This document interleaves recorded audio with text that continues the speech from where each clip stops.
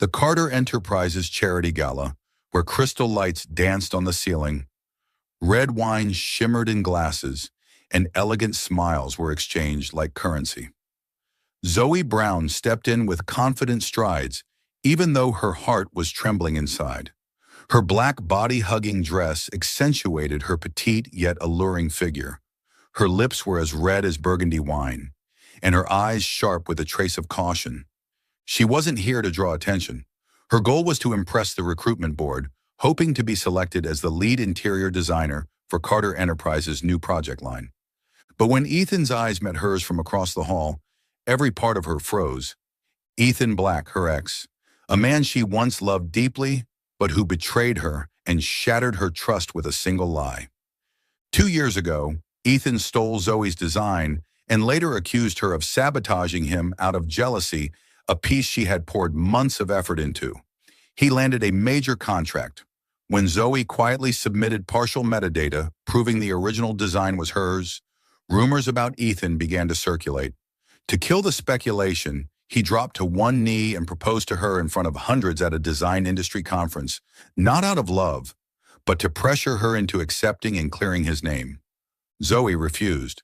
Not only did she refuse, she also released all the evidence proving the design was hers, exposing him on the spot. He lost face, lost the contract, and from that moment on, he turned into a vengeful shadow that lingered around her life. He blamed her for his failures, constantly harassing her. She had done everything to avoid him since. And now he was standing in front of her again in a silver-gray suit, smirking with a venomous glint in his eyes.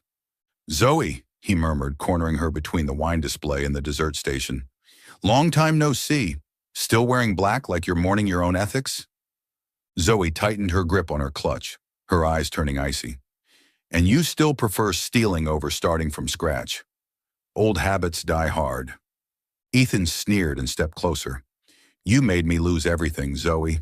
The contract, my reputation, my family's trust. You really think a simple rejection makes us even?" She knew she had to get away. Her eyes darted around, searching for an escape. No one helped. No one looked. Just like 2 years ago. Number not this time. She scanned the room and saw him. Near the balcony, standing alone by the large glass wall, was a man. Tall, broad-shouldered, in a perfectly tailored navy suit, with neatly styled chestnut hair. His back was turned, gazing out at the lit-up city. Without thinking, Zoe rushed over, placed her hand on his shoulder, and gently turned him around. The man barely had time to react before she pulled him down and kissed him. Lips touched lips. Soft were warm. The scent of wine and masculine mint mixed with her fear and adrenaline. She thought he'd pull away, but he didn't. He kissed her back. His hand slid to her waist, tightening, then drew her closer. His lips moved slowly but firmly, taking full control of the kiss. Her body pressed against his solid chest, breath shattered, and at some point her hands gripped his lapels just to keep from collapsing. A hushed murmur rose around them. A camera clicked. She pulled away in shock, only to meet eyes as dark as obsidian. The man stared at her as if he had just stepped out of the shadows of a dream. Moisture still lingered on his lips, but his gaze, it was cold, deep, and dangerous. "You've just created a very big problem," he said, his voice low and slow, like grinding out each word. Zoe swallowed hard and whispered, I'm sorry, I just—" "Running away?" She nodded. "Ex-boyfriend. A real piece of work." The man tilted his chin toward the space behind her. Ethan was frozen, eyes wide in disbelief. The man looked at her again. "Not bad." "What?" "A kiss to destroy an enemy. I like that style." Zoe was about to respond when an assistant rushed over and whispered in his ear, "Mr. Carter, Valerie Holt is in the main hall. Media's already gathering." Zoe froze. Damian Carter, CEO of Carter Enterprises, the man she had just kissed, was the powerful, cold-hearted executive who would be interviewing her for the lead design position she dreamed of? Crap. Her lips were still burning. Her head spun like a storm. And Damian, instead of being angry, smiled. A thin, razor-like smile. "What's your name?" he asked. "Zoe Brown." He leaned in, his breath brushing her ear. "Thank you for the kiss, but I never leave a debt unpaid. What do you mean? He turned and walked away, his tall figure merging into the crowd like a wolf among sheep. Zoe stood there, her knees ready to buckle. I'm so screwed. You're watching Soul Stories, where every story whispers of love, healing, and hope. Let us know which city you're watching from. The next morning, Zoe woke up with a pounding headache, like someone had shoved an entire toolbox into her brain. She stumbled out of bed, checked her phone, and nearly fell over at the first message on her screen. From the man she kissed last night. Carter Enterprises office, 9 a.m. Don't wear black again. It's distracting. What the hell? Zoe blinked. And so, 30 minutes later, she now dressed in a pastel blue office dress that screamed, convent school dress code, stood in front of the CEO's office, holding her portfolio, her mind still spinning. The glass door opened. Damian Carter, the man she had lip-locked with and who had fried her entire nervous system last night, was seated behind the desk. White shirt, sleeves rolled up, fingers tapping rhythmically on the surface like a maestro conducting a symphony of power. Close the door, he said without looking up. Zoe closed it, sweat trickling down her back like she'd just finished a Zumba class. I'm here to apologize, she began, voice tense, and to make sure you're not suing me for kissing the CEO in public without consent. Damian looked up. That smile, colder than an Arctic air conditioner, but damn it, still too damn attractive. I'm not planning to sue, he said, rising and walking toward her, each step slow and deliberate, like a cat toying with its prey. Actually, I have a proposal. What kind of proposal? Zoe took a half step back. If this is about a kiss do-over for scientific accuracy, save it. Last night's free sample was more than enough. You like me that much? He tilted his head, one eyebrow arched. No need to act so resistant. It's not resistance. It's self-prescribed antibiotics for my nervous system, she muttered, then lifted her chin. Spit it out. What's the proposal? Damian turned, picked up a folder, and slid it toward her. Pretend to be my girlfriend. Zoe blinked. Excuse me? Fake date me. For a while. You mean like a sugar baby arrangement?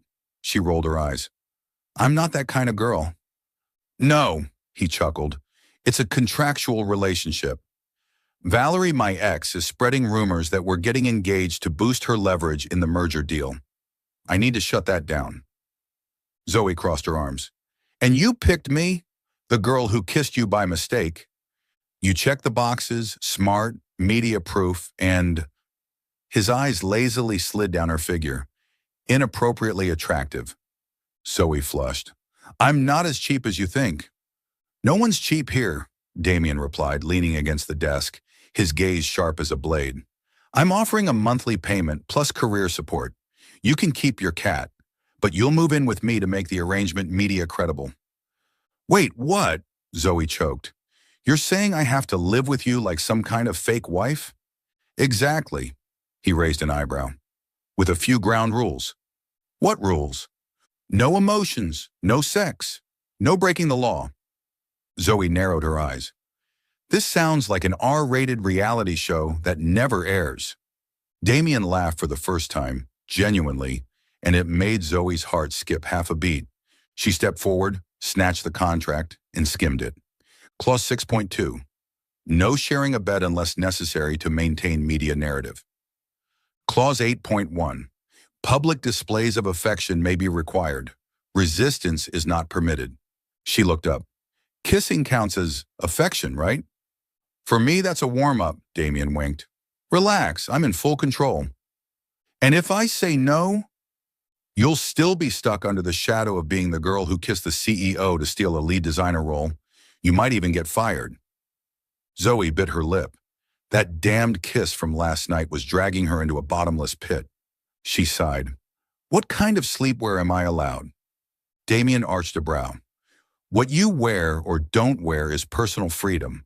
But if you want me to maintain control, then avoid lace, sheer fabrics, and especially, don't moan, it's so hot in the middle of the night. Zoe gaped. You're seriously a pervert. Not a pervert, He stepped closer, his voice dropping, tone so intense her skin prickled. I'm just someone who knows exactly what he wants and how to control it. As for you, he leaned in low, his voice brushing her ear, sending chills down her spine. You're the first person to make me lose control with just one kiss. Zoe swallowed. Her body was on fire not from the words, but from that gaze. That gaze could undress her with pure imagination. And worse, part of her wanted it. She turned away, grabbed the pen, and signed. Fine, Mr. CEO, but if you cross the contractual line, I'll wait for you to invite me, he cut in, eyes glittering. And trust me, Zoe, you will. You can choose any room on the third floor, Damien said, his voice as flat as if he were reading from a contract. Except mine. Zoe stood in the grand foyer of the Carter estate, glancing around like she'd stepped into a Hollywood film. Everything was too clean, too polished, too cold. Do you realize this place looks like a robot showroom? She asked, holding Muffin, who was glaring suspiciously at the LED lighting. The fewer things, the fewer problems, Damien replied, adjusting the collar of his dress shirt. Zoe rolled her eyes. And emotions? You toss those out too? Damien looked at her, eyes drifting briefly from head to toe. I still have emotions. I'm just selective about who triggers them. Zoe blushed. Save it. I'll take the last room at the end of the hall on the third floor. It's near the balcony, lots of sunlight. Muffin likes birdwatching. Where you stay doesn't matter, as long as you don't cause chaos. Zoe smirked. Then I've got a few rules too. 1, don't barge into my room. 2, don't touch my cat. 3, don't sneeze on my underwear drying in the bathroom. Damien choked slightly. I'll try to restrain myself. The first night, the mansion usually quiet like a library, suddenly felt oddly alive. Zoe sang bolero songs in the shower. Water splashed all over the luxury carpet. Then she carried a bowl of instant noodles upstairs because, in her words, artists need fuel at night. Damien lay awake in the master bedroom on the second floor, restless. Not because of the music, but because of the laughter. Her laughter echoed down the hallway, soft, warm, like some strange scent that made the house feel not so soulless anymore. He got out of bed around 2 a.m., opened his door, headed to the kitchen, not because he was hungry, but because he was curious. And then he saw her. Zoe stood in the kitchen, wearing a pearly silk nightgown, her hair slightly tousled, holding Muffin in her arms, half asleep. Can't sleep? She asked lazily, her voice husky from staying up late. Damien meant to answer, but his eyes dropped to the edge of her nightgown, slipping off one shoulder, revealing her delicate collarbone and smooth skin glowing under the kitchen light. He cleared his throat. I was thirsty? Zoe walked past him, leaning slightly to grab a glass. The motion caused her nightgown to slip just a bit more. She didn't mean to, but she didn't stop it either. You know, she said as she poured water, part of the reason I signed the contract was to piss off my ex. But another part, she turned and smiled. I wanted to see how long a CEO can survive my mess. Damien leaned against the fridge, gripping his water glass a little tighter. So far, I'm surviving. Better than I expected. Zoe shrugged, then stepped closer, too close. A soft scent wafted off her skin. Not heavy perfume. Something warm, natural, and lethally dangerous at 2 a.m. So how many dreams do you plan to have about me before you revise Clause 8.2? Damien frowned. There's no Clause 8.2 about dreams. Zoe whispered, lips curling. I meant the no-sex clause. The air froze. 1 second. 2 seconds. He leaned down, very close, eyes locked on hers. If I revise it, would you sign the amendment? Zoe arched an eyebrow. Not yet, but... She placed her hand on his chest, feeling the strong rhythm beneath her own thin silk nightgown. If you dream of me, I'll allow it. She stepped back, turned away, scooped Muffin into her arms. Sleep tight, Mr. Cold-Hearted CEO. And as she ascended the stairs, she tossed one last sentence over her shoulder, careless but incendiary enough to set fire to every clause in their contract. Don't dream too long. I sleep without a bra. Damien stood there, the glass trembling slightly in his hand. The problem wasn't the bedroom. The problem was, what was sleeping on the third floor? The sound of high heels echoed sharply across the marble floor, each step deliberate, calculated, like a predator in a red silk dress entering foreign territory uninvited. Zoe was in the kitchen eating cold pizza, just her, muffin, and a newly invented matcha egg coffee recipe when she looked up and saw her. Valerie Holt, Damien's ex, also the business partner of Jameson Holt, Damien's biggest rival in the tech industry. She wore a tight dress, makeup flawless as if ready for the cover of Vogue, and eyes sharp enough to slice through glass. You, Valerie raised an eyebrow. Damien's fiancé?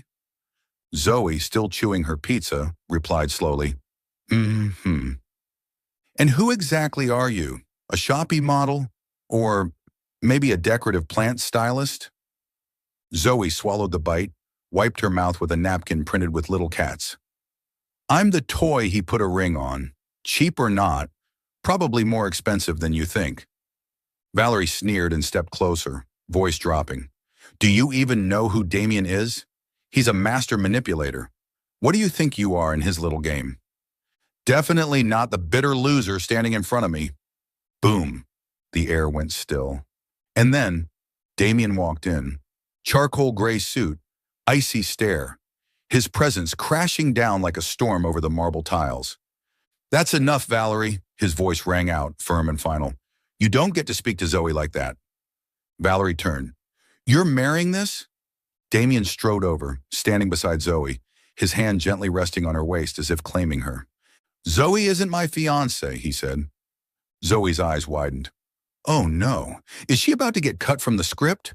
Valerie smirked, triumphant. But then Damien leaned down and whispered in Zoe's ear, "You're going to be my wife." Both women froze, but for very different reasons. Zoe choked on her drink. Valerie went pale. "What? What did you just say?" Zoe asked, her voice cracking like a wine glass hitting a wall. 3 days from now, we'll have a real wedding," Damien said clearly. Zoe stared at him, utterly confused. "Are you running a fever?" "I'm not joking," he replied, his hand tightening slightly on her waist, his gaze locked on her lips like he was replaying that first kiss and wanting a second take. This time for real. Valerie's face drained of color. "You'd throw everything away. For her?" Damien turned to her, voice steady. "I'm not throwing anything away. I'm upgrading." Valerie clenched her purse, threw Zoe a look that could kill, and stormed off her heels, clicking furiously like the soundtrack of defeat. Once the door slammed shut, Zoe turned to Damien, still stunned. "A real wedding? What does that even mean? Have you completely lost your mind?" Damien took off his suit jacket slowly, as if shedding the icy CEO exterior to become a man. "You said you wanted somewhere to belong. I can give you that, and He paused, his gaze softening. "I need someone who can make me believe in something other than numbers." Zoe laughed. "You trying to win me over with Silicon Valley philosophy?" Damien didn't answer. Instead, he stepped closer, much closer. "We've kissed. We've lived under the same roof. We've faked it in front of cameras. What else do you need to officially be my wife?" "A real proposal," Zoe mumbled, eyes flicking to the second button on his now open shirt. Damien tilted his head, smiling. "That'll come after you agree to wear the white dress." "And if I say no, then I'll marry you my way," he whispered, leaning in, one hand sliding around her waist, his lips hovering dangerously close. "Through contract or through the bedroom?" Zoe blushed, gently pushing him away. "Are you threatening me or seducing me?" Damien's voice was hoarse. "Both." That night, Zoe locked the guest room door on the third floor and buried herself under the blanket. But her heart wouldn't stop racing. Not because of the contract, because of his eyes and that hand. No designer wedding gown, no paparazzi, no VIP guests or press coverage. The wedding of Zoe and Damien had only a few trusted staff an elderly officiant with a calm voice, and the small garden behind the mansion decorated by Zoe herself with golden lights, scented candles, and lavender swaying gently in the evening breeze. Zoe wore a rented dress, simple yet form-fitting, the soft ivory silk highlighting her slender waist and graceful curves. The low back and light train made every step feel like a silent, mesmerizing dance. Damien waited beneath an archway wrapped in green leaves. When Zoe approached, he paused for half a second. His heartbeat skipped. "You do know you're making it hard for me to breathe, right?" he whispered as she reached him. Zoe raised an eyebrow, smiling slightly. "I thought CEOs were trained to breathe under all circumstances. With you, no one's trained enough." The vows were read. Each word, each pause felt scripted, but Damien's eyes didn't lie. As he took her hand and slid a slender diamond ring onto her finger, his touch was light, like brushing against a memory he never had but had longed for. "Zoe Brown," he said in a low voice, "I won't promise to be the perfect husband, but I do promise not to let anyone hurt you. Not even me." Zoe was stunned. For a moment, all the lines blurred. When the officiant said, "You may kiss the bride," Damien didn't hesitate. He leaned in, one hand gently at the back of her neck, the other around her waist, pulling her close. The kiss came slow, deep, and dangerously real. It wasn't for show. No one needed to watch. But it felt as if the whole world had paused to hear the sound of their breath becoming one. His lips were warm, pressing into hers with just enough pressure to make her tremble, not from cold, but from the way her heart pounded. He kissed her like every cell in his body already knew the taste of her lips. And when he finally pulled away, Zoe could barely stay standing. "Want to rehearse that part again?" Damien asked hoarsely. "No need," Zoe replied, dazed. "If we do, I'll collapse." Muffin meowed as if agreeing. That night, Zoe curled up on the living room sofa, hugging Muffin like he was her last shred of independent woman pride. She wasn't sleepless. She just couldn't bring herself to walk into Damien's room. Even though they were married, even though that kiss still burned on her lips, she was just about to distract herself with a podcast when the door swung open. Damien's sleeves rolled up. Dark sleep pants, hair tousled like he'd just run his hands through it in frustration, stood there. "You really planning to sleep out here?" he asked, voice low. "Yup," she answered nonchalantly. "Muffin and I need space." Damien leaned against the doorframe, arms crossed, his gaze drifting from the thin blanket down to her bare legs, and then stopping at the dangerously disarming element, a white lace nightgown, sheer as mist, hugging every curve of a woman who'd just gotten married, but hadn't been touched. He took a deep breath. "You're trying to kill me, aren't you?" Zoe raised an eyebrow. "Excuse me? You're dressed like that, one wall away from my room, with a cat, and I'm all alone." She giggled. "You sound like a frustrated house husband." Damien stepped closer, leaning down, one arm resting on the couch beside her head. "Contract husband, but real heart." She blushed. "Go to bed, Mr. CEO." He leaned even lower, his lips brushing her ear. "And if I can't sleep, then read Clause 9. Do not attack the bride in the middle of the night, even if the contract is signed." Damien chuckled softly, then backed off. "You're good, but you'd better sleep because if I stare for 2 more minutes, Clause 9's going to vanish." Then he turned and walked away, his tall figure fading into the hallway. Zoe hugged her pillow, her heart racing like she'd just finished a marathon. His gaze still lingered at the back of her neck. Every time she thought of his lips, she swallowed hard. Contract husband? Maybe, but her smile today? That was real. Being the wife of a CEO was nothing like a drama series. There were no nightly hand-in-hand strolls, no breakfast-in-bed moments. Instead, Zoe had to show up at events under the title Mrs. Damien Carter, wear expensive dresses, apply company-approved red lipstick, and play the role of a woman hopelessly in love with her husband. She played it too well. At one project launch event, when Damien leaned in to kiss her lightly on the cheek under the camera flashes, Zoe flinched slightly. His lips were warm, His hand gripped her waist lightly but firmly, and when his mouth brushed her ear, he whispered, "Don't tremble, sweetheart. We're just acting." Zoe clenched her teeth, keeping her dazzling smile, and hissed back, "I'm trembling because of your hand. It's a little too low." Damien smiled the kind of smile that made half the PR team blush without knowing why, and casually kept his hand right where it was. The next afternoon at Carter Enterprises' design office, Zoe was having lunch with Caleb, a new colleague transferred from the Singapore branch. They were laughing as they sketched out a smart home demo model. Caleb was handsome, polite, and had hands so skilled. Even Muffin was content curled up in his lap. The problem was, Damien walked in. He said nothing, just looked the kind of look that made every cell in Zoe's body go cold. His eyes locked on Caleb, then shifted to Zoe, who was smiling, her eyes sparkling, clearly enjoying herself. No one said a word, but a silent storm had started brewing. That evening, in the sleek modern kitchen filled with the scent of chicken curry, Zoe was setting out bowls when Damien entered. His shirt was unbuttoned at the top, tie loosened. His eyes still held that same storm from earlier. She turned. "You want spicy or extra spicy?" Damien glanced at her curry bowl, then silently walked closer. And like fate had a twisted sense of humor, his arm accidentally knocked the entire hot bowl of curry onto the floor. Zoe froze, then crossed her arms, one brow arched. "Well, that was graceful. Feeling weak lately, Mr. CEO." Damien didn't argue. He just stood very close. Too close. "Do you like eating with someone else?" His voice was low, rumbling like thunder before the rain. Zoe squinted. "Are we talking about the curry or about Caleb?" "Both." She let out a dry laugh.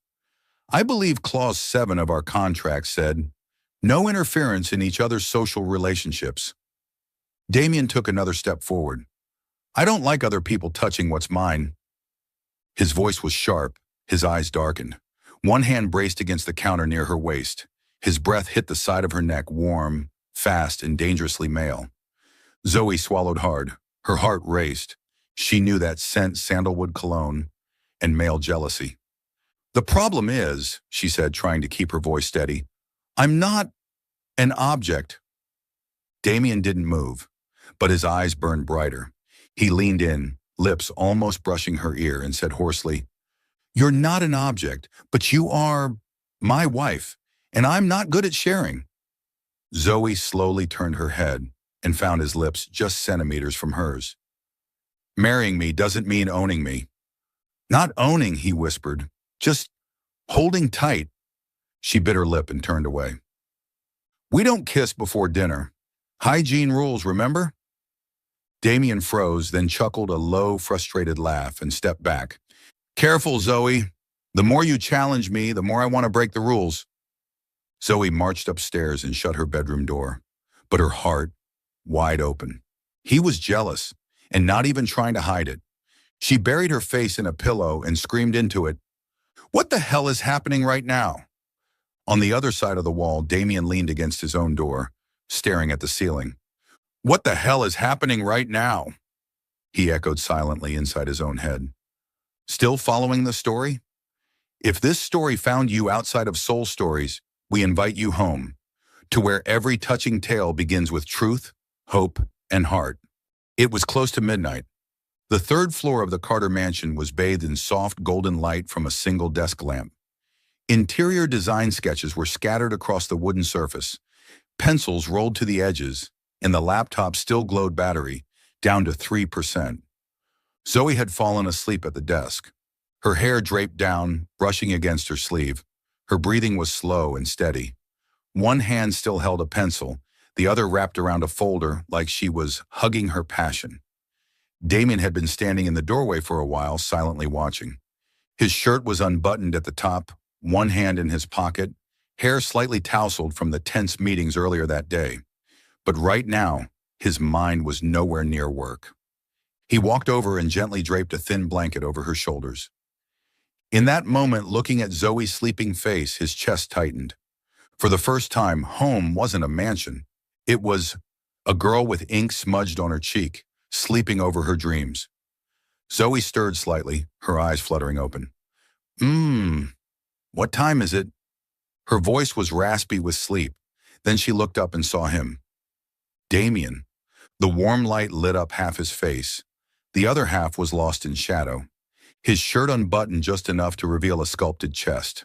That familiar scent drifted over amber, sandalwood, and something that was unmistakably him. You... Zoe rubbed her eyes, still groggy. Why aren't you asleep? Shouldn't I be asking you that? Damien replied, his voice low, his eyes pausing on the thin t-shirt slipping off her shoulder. Zoe quickly pulled the blanket higher.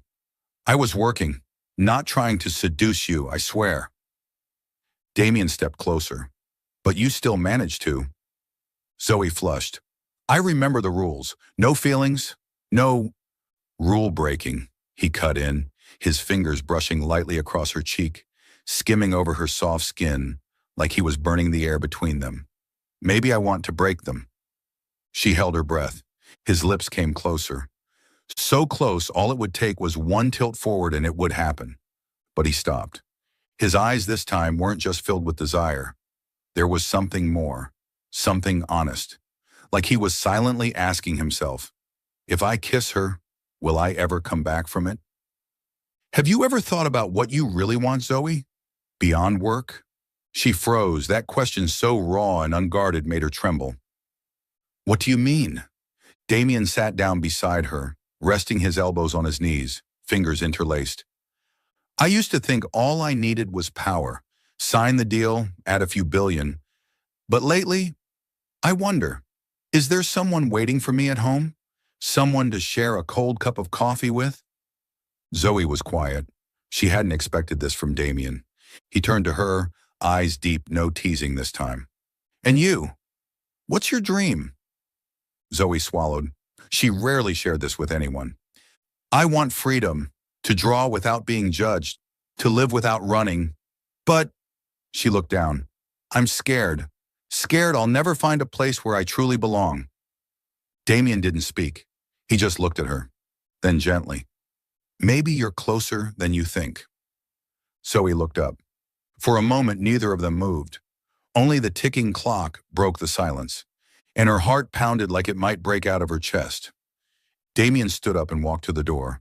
But before he left, he turned back, and whether by accident or intention, his fingers brushed against hers. A fleeting touch, yet it burned more than any kiss. Zoe sat there flushed, her skin tingling with the electricity of that moment. Damien closed the door behind him, and leaning back against it, he whispered to no one but himself. Damn it, I'm falling for her. Crystal Hall, the venue for Carter Enterprises' latest architectural tech launch, glowed with lights and congratulations. Zoe stood in the designated area for the design team, dressed in a pale blue gown, her makeup soft yet precise. She chatted with a few colleagues, mocktail in hand, her eyes scanning the glamorous room. But nothing warned her that the past was lurking behind her. You really thought you could escape me that easily, Zoe? The icy voice froze her spine. Her glass nearly slipped from her fingers. She turned. Ethan, that same hateful gaze, but this time without the polished veneer.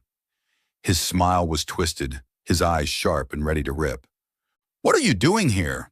Zoe took half a step back, her voice steadier than the drums beating in her chest.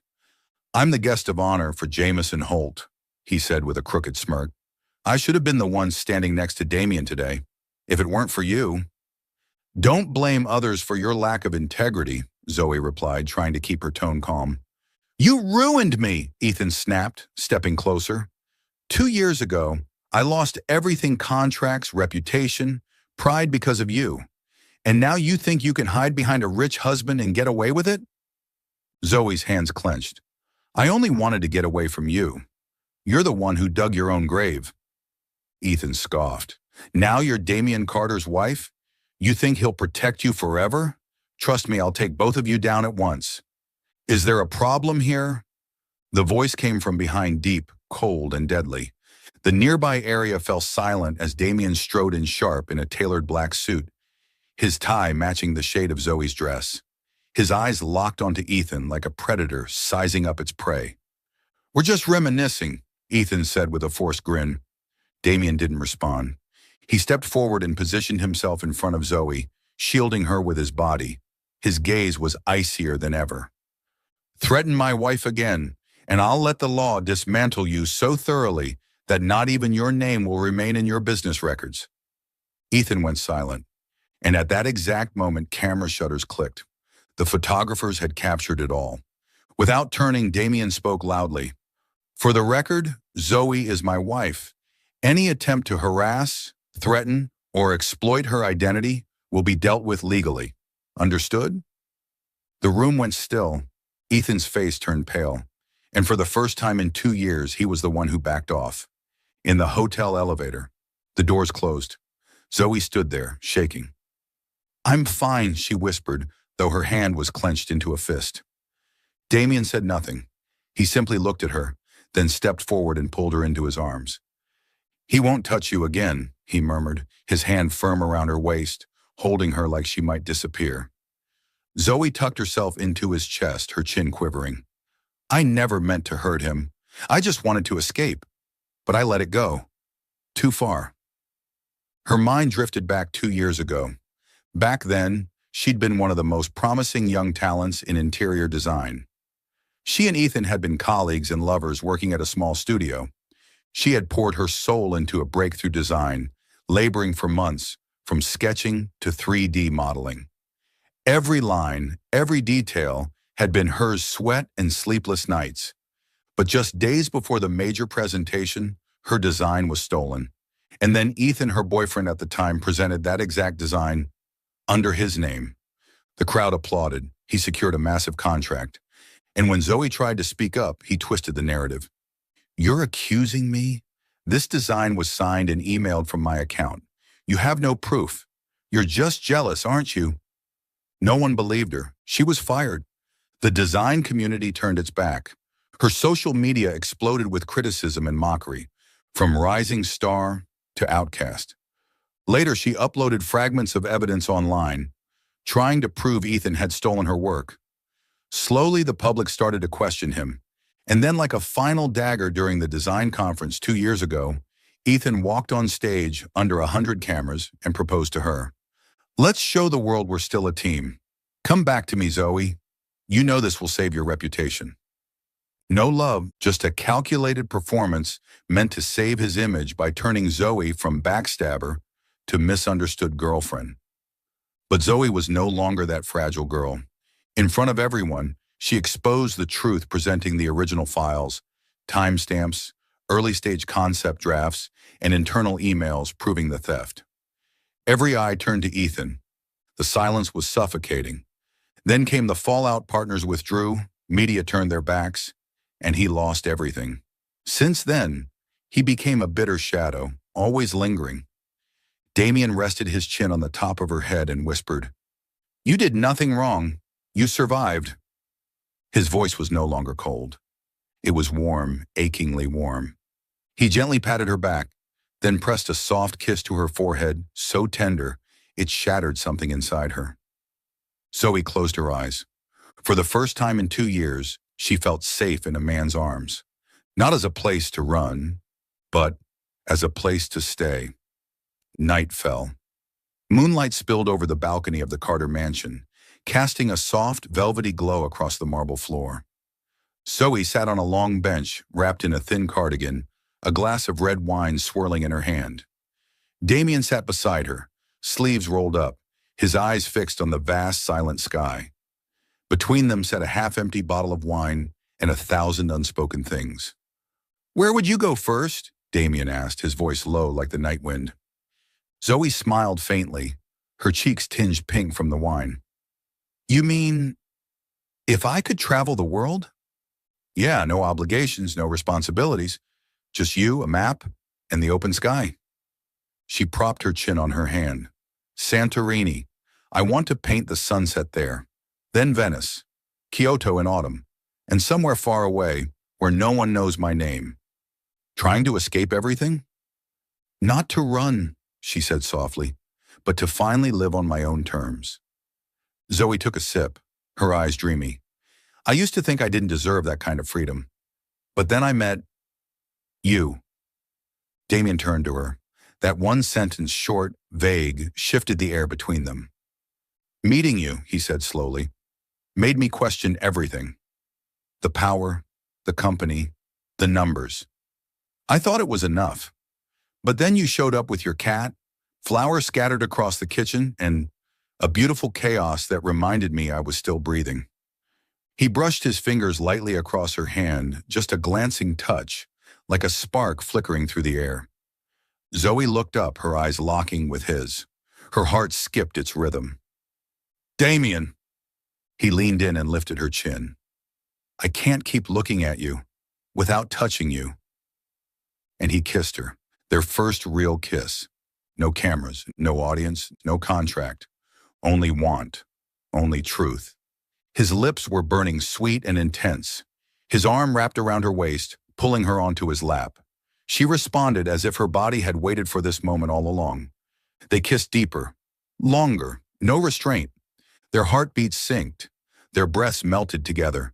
Her cardigan slipped off one shoulder, and her bare skin brushed his firm chest through his thin shirt. It made her shiver. Damien broke the kiss, whispering, "Tell me you don't want me and I'll stop." Zoe closed her eyes, trembling. I don't know what I'll do if you leave, but what if you break my heart?" His gaze darkened, but not with desire, with pain. He said softly, almost inaudibly, "I'm not acting, Zoe, not anymore. You're mine, and I want to be yours." His lips trailed down to her collarbone, kissing it gentle, reverent. Suddenly, Zoe pulled away, breath shaky, panic flashing in her eyes. I need to think." She rushed back to her room, heart racing, chest rising and falling like she'd just escaped a dangerously sweet dream. Damien sat back, staring at the spot where she'd just been. Her glass was still half full, but his heart felt completely empty. Upstairs, Zoe leaned against her closed bedroom door, one hand pressed to her chest. This wasn't pretend anymore, and that terrified her more than anything. She closed the door and pressed her back to the cool wood. Outside, waves crashed gently in the distance, wind rustling the trees beyond the mansion. But inside her, everything was drowned out by the thunder of her own heartbeat. She didn't know what she'd just done, didn't know what she had run from, or what she might have just missed.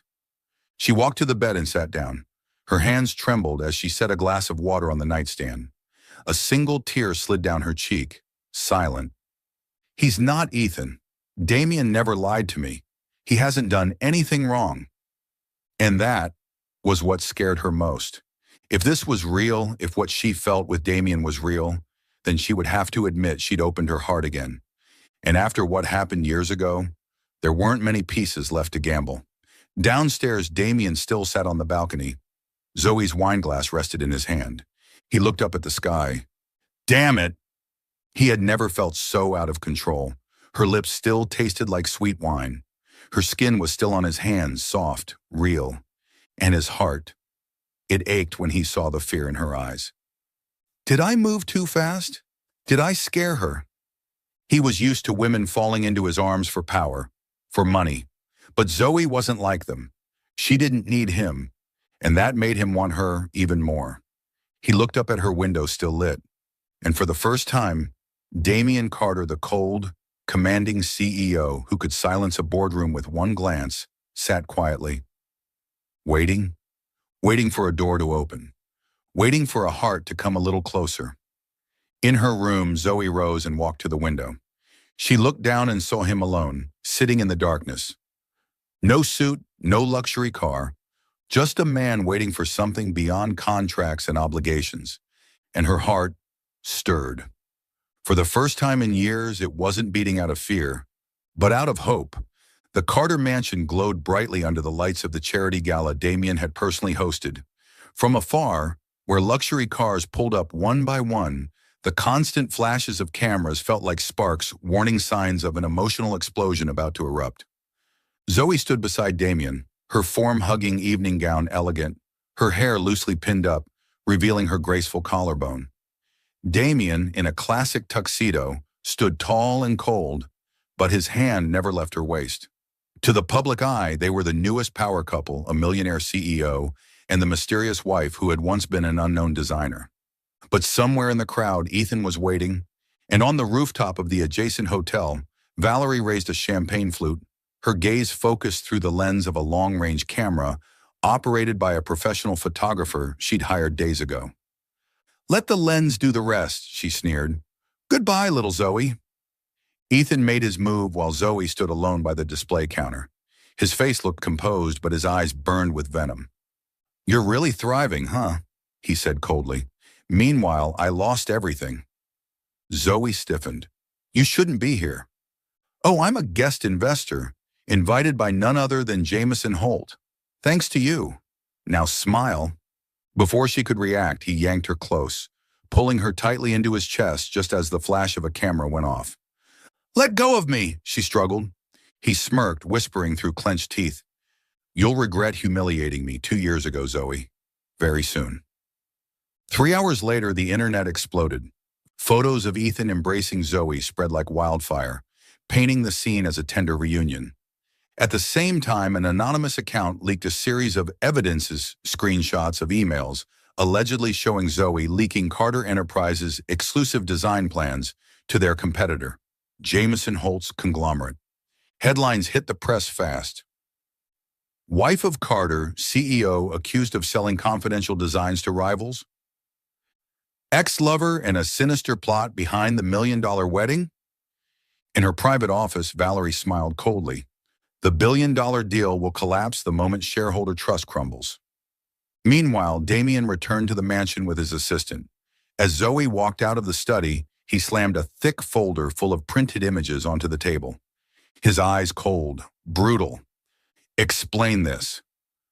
Zoe looked at the photos. Her heart dropped like a hammer. "Who sent you these?" "That's not the point," Damien snapped. "What I want to know is, do you still love him?" Zoe went pale. "You think I actually did this?" "Then what about the photo? The leaked emails from your personal account?" "I was framed. Someone set me up." Her voice cracked, trembling with both rage and heartbreak. Damien didn't respond. He turned his back to her, fists clenched, shoulders trembling slightly. He wanted to believe her, but every piece of evidence pointed one way. Zoe slowly removed her wedding ring. "You can doubt everything, but if you doubt my heart, then there's nothing left to say." She placed the ring on the table, quietly, firmly, devastatingly. Before she turned to leave, she looked back, eyes red. "I once thought you were the only man in the world who didn't see me as a liar." Damien didn't follow her. He didn't say a word. The door closed behind her with a hollow, aching echo. Zoe left the mansion in the rain, a small suitcase in one hand, Muffin curled up quietly in her carrier. She called a cab, her eyes dry. No more tears, just a shattered heart and the dizzying pain of being doubted by the only man she trusted. She didn't know where she was going. She just knew. She couldn't go back there again. In the study, Damien sat alone. The $1 billion merger deal had been suspended due to suspicions of internal leaks. Company stock plummeted. The board demanded answers. But the only thing Damien couldn't breathe past was the thin wedding ring sitting on the wooden table. She was really gone. He stared again at the photo of Ethan hugging Zoe and suddenly noticed something. Her expression wasn't warm. It wasn't affectionate. It was terrified. Could it be? Damien shot to his feet. Damn it, I was wrong. Damien Carter had never felt this powerless in his life. In the cold-lit boardroom, the members of the executive committee sat in a line, stern-faced. Every pair of eyes stared at him as if he were on trial. "Carter," one senior member began, his voice laced with doubt, "we need assurance that the $1 billion Technova deal isn't being jeopardized by an internal leak." Damien clenched his fist beneath the table. "We're investigating," he replied, keeping his tone steady. "And I assure you, Zoe had nothing to do with it." A cold scoff echoed. "She's your wife," another man said. "You sure your judgment isn't clouded by emotion?" Damien didn't respond, but inside silence was screaming. The moment he exited the room, he called his assistant. "I want every email log from the past month, security footage, login data, anything tied to Valerie Cooper, Jameson Holt, or anyone with access to the technical data floor. Prioritize it." A few days later, the truth cut through the air like a sharpened blade. A senior technical director had accepted bribes from Valerie in exchange for limited access to internal files. The photo of Zoe and Ethan? AI manipulated. Damien spotted inconsistencies in lighting and motion blur down to the pixel. The email sent from Zoe to the rival firm? Fabricated. Her email had been spoofed, set up by a hacker hired under Valerie's directive. Evidence suggested Jameson was partially involved. Damien slammed the case file onto the table, his body trembling with restrained fury, but his eyes had turned cold, steel cold. Enough! At an emergency press conference, Damien stepped up to the podium, his face carved from ice. Valerie was in the back of the room with Jameson, assuming everything was still under control. "We've just concluded an internal investigation," Damien announced, his gaze zeroing in on Valerie. "And I can now declare this publicly. Zoe Carter had no involvement in any data breach." A wave of murmurs rippled through the press corps. Damien continued. "The actual culprit was a senior staff member, hired and bribed by Valerie Cooper and by one of our direct competitors." He turned to Jameson, lifting the evidence file. "Still want to deny it?" Valerie's face went pale. She turned to Jameson, panicked. Jameson stepped back, shrugging off her grasp. "I had nothing to do with you." Valerie screamed, "You were part of the plan too!" "No," he said flatly, voice cold. In front of dozens of cameras, Jameson disavowed Valerie completely. She stood frozen, betrayed, and discarded like a pawn. Soon after, Valerie was indicted for bribery and conspiracy to sabotage a competitor. Victory. But Damien didn't feel any relief. He returned to the mansion that night, his shirt still creased from the press conference. Everyone had left. Only the wind howled in the courtyard, and a dim lamp glowed faintly in the hallway. Zoe wasn't there. No soft footsteps from the kitchen, no scent of morning coffee, no tiny figure curled up sketching by the window. Damien stepped into the art room, her haven. The latest draft she'd been working on still lay unfinished on the table. A cup of herbal tea sat empty beside it. The lamp's light caught faint pencil strokes on the paper lines waiting to be colored. He sat down and opened a drawer. Inside was a small blue hair clip, the one she always used when working. And suddenly he felt like the most miserable man on earth. He reached for Muffin, gently stroking the cat's soft fur. The cat leaned into his chest as if searching for the familiar presence it missed so dearly. "I was wrong, wasn't I?" Damien whispered, his voice tight. "I should have believed you. I should have known. That look in your eyes, that wasn't the look of a traitor." Muffin let out a faint, sorrowful meow. Damien leaned back in the chair, eyes drifting toward the ceiling. Lost. He had everything: power, wealth, reputation. And he had lost the only thing that gave it all meaning. Zoe. He searched everywhere she could have gone, tried every way to reach her. But it was as if Zoe had vanished from Damien's world. Now Damien Carter, the man who once made the financial world tremble with a single raised eyebrow, was standing in his kitchen, wearing an apron, sleeves rolled up, and eggs smeared all over them. "Soft-boiled eggs," he muttered, staring at the disaster on the plate. "Not burnt to hell." Muffin sat lazily on the kitchen counter, licking his paw. He looked at Damien with what could only be described as profound disappointment, as if to say, "She's not going to eat that, you idiot." Damien sighed and slumped into a chair, gazing around the kitchen. Empty. No scent of herbal tea, no clattering of pots, no voice mumbling, "Cut carrots like you're slicing a heart." All of it now, just memories. He rubbed the bridge of his nose. The faint smell on the apron reminded him of her. He missed her. That night he stood in the bathroom, holding her toothbrush. Lavender purple, meaningless to anyone else but to him, it hurt to look at. And then he started humming. Off-key, off-beat, a song Zoe used to hum while sketching.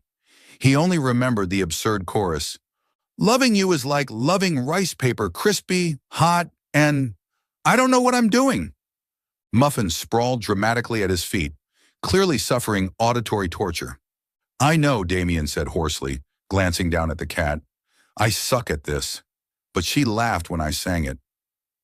Every night he left her bedroom door open. The bed remained untouched, sheets perfectly flat like she'd never left.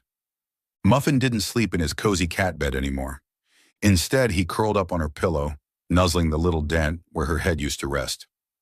Once Damien walked in to find the cat chewing gently on her handkerchief. Muffin licked it all over, then looked up at him and let out a short, plaintive meow. His heart cracked again. Even the cat missed her. One day he opened her laptop, the one she'd forgotten to take. Inside her design folder was an untitled sketch. He opened it and froze. It was a drawing of a small, sunlit room, a sofa, a crooked houseplant in the corner, and in the middle, a man holding a cup of tea staring out the window. The face wasn't fully shaded in, but the eyes, they were unmistakable. It was him, not Damien the CEO, not the powerhouse, the billionaire, just a man, standing still, as if waiting for someone to come home. "You saw me like this?" he whispered. "Not a monster, but someone who could love?" He printed it, framed it, placed it on his desk. From now on, anyone who entered his office would see that unfinished face, a silent reminder that once a girl had dared to dream of him and dared to believe that love was real. Damien stepped into the garden. The faint scent of lavender lingered in the breeze, the one Zoe always said smelled like peace. He stood beneath the trellis where she'd once sketched her dream home. Those designs were still in the studio, neatly tucked in a folder. He pulled out his phone, hands slightly shaking. No more selfies. No unread messages. Just one name left in his contacts. Zoe, wife. That single word wife now felt like a blade. He hit call. It rang, then disconnected. No answer. He clutched his head, eyes shut tight. "Can you hear me? Do you still think of me? Or did I lose everything just because I didn't believe in you?" Muffin rubbed against his leg, nudging gently like he understood. Damien knelt down, stroking the cat's soft fur. "I swear, if I ever get a second chance, I will never lose her again." Muffin let out a soft meow. Damien gave a tired, broken smile, voice hoarse. "You're right. I'll wait for her to come back." The pale blue dress hugged Zoe's figure like water, flowing gently with every step she took across the grand ballroom. Every gaze followed her, not just for her elegant beauty, but for the cool, unwavering strength in her eyes. 6 months had passed. She was no longer the shy girl who blushed under Damien's gaze. She was confident, poised, and heartbreakingly alone. The Young Creators Foundation Charity Gala had drawn hundreds of notable guests. Zoe now worked independently, designing for an art-based nonprofit. She hadn't come here expecting to see anyone from her past. But fate, as always, had a cruel sense of timing. He was there, Damien Carter, tall, composed in a dark suit, eyes scanning the room as though nothing else existed in the world but her. Their eyes met. No smiles, no steps forward. Just a few seconds of stillness, like time had frozen until Zoe turned away, set down her glass, and walked with careful composure toward the exit. Outside, the rain began to fall, first gently, then steadily, like the frantic rhythm of a racing heart. Zoe quickened her steps, her chest tightening with each breath. She didn't run, but she didn't stop either. Her heels tapped against the wet pavement, sharp, defiant clicks. Suddenly, a black umbrella swept across her line of sight. A familiar hand held it steady above her. "Zoe!" Just one word, but his voice rough, trembling, sounded like a man who had crossed a desert and finally found the last drop of water. She turned. Raindrops streamed down her face, tears maybe. She couldn't tell. "Why are you here?" "I was wrong," Damien said, his voice cracking. "I should have believed you. I should have stood beside you, not against you." Zoe gave a faint laugh, but her eyes shimmered. "And you think an umbrella is enough to fix that?" Damien stepped closer. His white dress shirt, soaked and clinging to his frame, revealed every tense line of his body. But Zoe didn't care about the image. All she saw was a man raw, broken, real. "No," he said quietly. "The umbrella isn't enough, but it's all I have to start. No contracts, no conditions, just me and you. Honestly." He extended his hand, no pressure. She looked at it, the same hand that had once held her waist, that had brushed her cheek with terrifying gentleness. I used to think I didn't need anyone, Damien said, never taking his eyes off her. But you made me want to live differently. You taught me to care, to listen, to love. Zoe trembled. I want a family, he whispered. A home, not a mansion, not luxury, just you, your laugh, and Muffin. Tears finally spilled down her cheeks. I know you're scared, he said, stepping closer, his voice hoarse. Scared you're not enough, scared you'll be hurt. But you don't have to be anything, Zoe. You're already everything I want. Zoe's voice broke as she cried out into the rain. You don't know how much I've hurt. I loved you with everything, Damien, and you threw it all away for a few fake photos. I know, Damien gasped, stepping closer still, rain pelting his face. I was stupid, cowardly, proud. But if I get the chance to love you again, I'll give up everything else. She stared at him, chest rising and falling, heart aching. I'm sorry for letting you go. I'm sorry for making you be strong when you didn't want to be. You don't have to be strong anymore. Cry, yell, curse me. But please don't leave again. He stepped forward. The umbrella slipped from his hand. The rain came down in sheets. He took her hand. For the first time since their separation, she didn't pull away. He wrapped his arms around her, holding her tight. She didn't resist. I'll stay right here, Damien whispered, voice trembling. Whether you forgive me or not. Zoe leaned her forehead against his chest, listening to the wild thump of his heartbeat. I'm scared, she murmured. Scared that if I trust you again, I'll lose everything again. You won't, he replied, breathless. Because this time, I won't lose you. The rain kept falling, but in each other's arms they found a flicker of warmth. And for the first time in what felt like forever, Zoe smiled, truly smiled, in the embrace of the man who had once hurt her most, and the man she still loved most. The entire city buzzed with shock when Damien Carter made headlines not for closing a billion-dollar deal, but for doing something completely unheard of. CEO of Carter Enterprises takes 6-month leave. No salary, no corporate reason. Social media exploded. Speculations ran wild. Was he terminally ill? Losing his mind? Planning to secretly acquire a rival company? But only a few close insiders knew the truth. There was one man trying to win back the only woman he had ever loved. Zoe heard the news from a former colleague.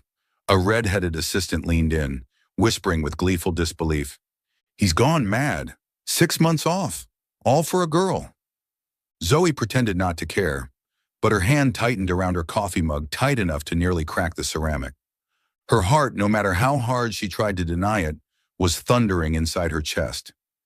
He really is crazy, she repeated softly, but this time her lips curled into a smile she couldn't hide. That night, Zoe returned to her small 5th-floor apartment, the place she had rented after leaving the mansion. Suddenly, the sky broke open with heavy rain. Raindrops hammered against the window panes, drumming like the ache of longing that had never quite gone away. She was about to switch on the light when the doorbell rang.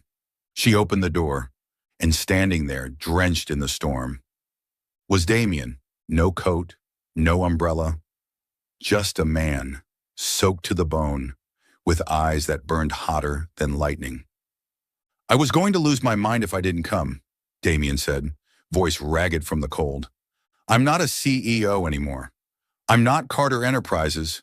I'm just Damien, the man who broke your heart, and is begging you for a chance to fix it. Zoe stood frozen. She couldn't look away from him. He stepped forward, rainwater sliding down his chiseled face. His white shirt clung to his frame, revealing every contour, every scar, every regret. But his eyes, oh, his eyes were what left her breathless. No more pride, no more walls, just truth and desperation. Marry me again, Damien said, his voice barely a whisper. No contract, no conditions, no more pretending, just you and me. Zoe looked at him. The rain blurred her vision, but nothing could blur the way her heart trembled. You really are insane, she murmured. Damien nodded, lips tugging into a sad but tender smile. For you? Always. And then he pulled her into his arms, ignoring the downpour still drenching them both. Their kiss was no longer a performance. His lips found hers this time for real, searing and desperate, stealing the very breath from her lungs. She responded fiercely, arms around his neck, drawing him closer, tasting the man who had once broken her and now was piecing her back together. Damien scooped her up like she was the most precious thing he'd ever held, carrying her into the apartment as the door swung shut behind them. Inside, the warmth quickly rose opposite to the cold raging outside. The soft glow of the bedside lamp lit the wild hunger in his eyes. His shirt hit the floor, buttons torn by her trembling fingers. She let him undress her too, shedding not just clothes but every wall still left between them. His lips kissed her skin, tracing her collarbone, drifting lower. And she shivered, not from the rain, but because she knew this was real. Their bodies collided, desperate and unrestrained, like two souls who had been starving for this one truth. But it wasn't just lust, it was love. It was an apology.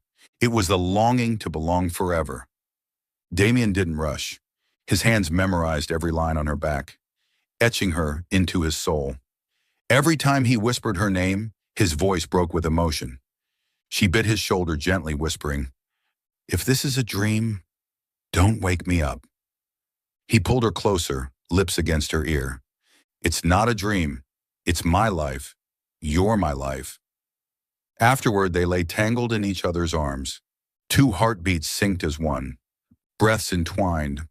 Zoe smiled through her tears. "I don't know whether to love you or hate you," she whispered. "Just love me," Damien murmured, stroking her back. "I'll take care of the hating part." "So, this 6-month leave," she asked, brushing her fingers over his chest. "What exactly are you planning to do with it?" He kissed her forehead. "Love you, make breakfast, play with Muffin, and plan a real wedding." Zoe laughed this time, no tears, because this time she knew this love was real, and she was finally ready to live it, as his wife, his lover, and the partner he truly deserved. 1 week later, Damien and Zoe were having breakfast when the morning news blared from the TV. Designer Ethan Rowe, arrested for investment fraud and forged contracts, estimated damages over $3 million. Zoe froze mid-bite. The screen showed Ethan in handcuffs, pale as a ghost, trying to shield his face from the flashing cameras. Damien smirked. "About time." Zoe didn't say anything. She simply squeezed his hand. She didn't feel joy, just relief. There was no need for revenge. He'd destroyed himself. That morning, the sky was strangely clear. Sunlight spilled through the trees into the garden of the mansion, casting golden rays over rows of white chairs lined with lavender petals. No media, no flashing cameras, just their closest loved ones, and two hearts finally ready to belong to each other, for real. Zoe stepped out from the mansion, graceful and stunning, in a simple yet elegant silk wedding dress that hugged her slender frame. Her hair fell naturally, a single flower tucked behind her ear. As she walked down the aisle, Damien didn't take his eyes off her, not for a second. It was as if the world had blurred into nothing, leaving only her.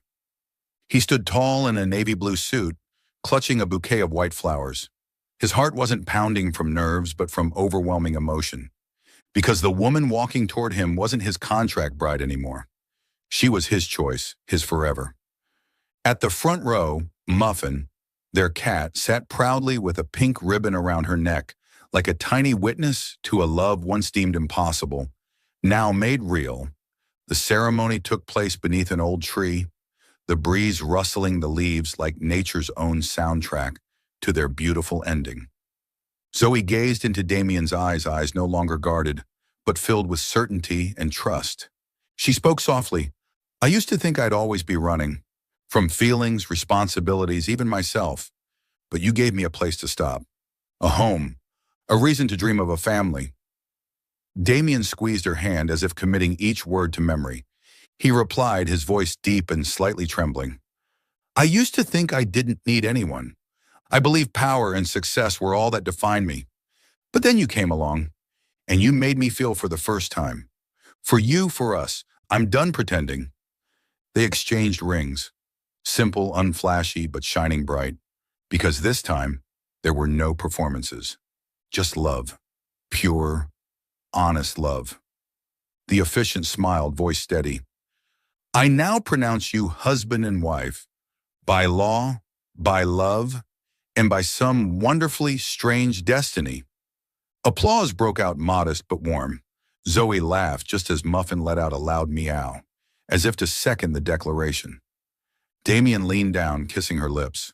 No pressure, no stage.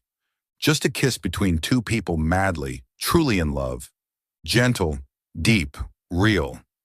That night, their bedroom was no longer cold. Zoe curled in Damien's arms, hair tousled from the emotional storm they'd weathered. The sheets were tangled, his chest rising and falling as his fingers traced slow, warm lines down her back. She pressed her cheek to his chest, listening to the steady rhythm of his heart like a lullaby she never wanted to end. On the floor, her wedding dress and his suit lay discarded. In the corner of the bed, Muffin slept peacefully, head resting on a throw pillow like the tiniest member of their new little family. Zoe whispered, You know, this all started with a mistaken kiss. Damien chuckled softly, kissing her forehead, his breath hot against her skin, his voice husky, and it's never going to end. She turned to face him, looking into his eyes. So what now? Back to work? He shook his head, his fingers gently gliding down her spine, making her shiver. Number. We're going to travel. See the world. You'll draw. I'll cook. We'll live really live. No more chains, no more roles. Just us, free and in love. She laughed, warm and content, then pulled him close again, her lips finding his. This time slow. No more hesitation, no more holding back. Outside, the wind played through the trees. The mansion, once hollow and cold, now echoed with laughter, whispered promises, and the kind of love that didn't need to be shouted to be real. If there was one thing they learned from all the pretending, the pain, and the running, it was this. True love doesn't need to be perfect. It just needs the right person and the courage to believe.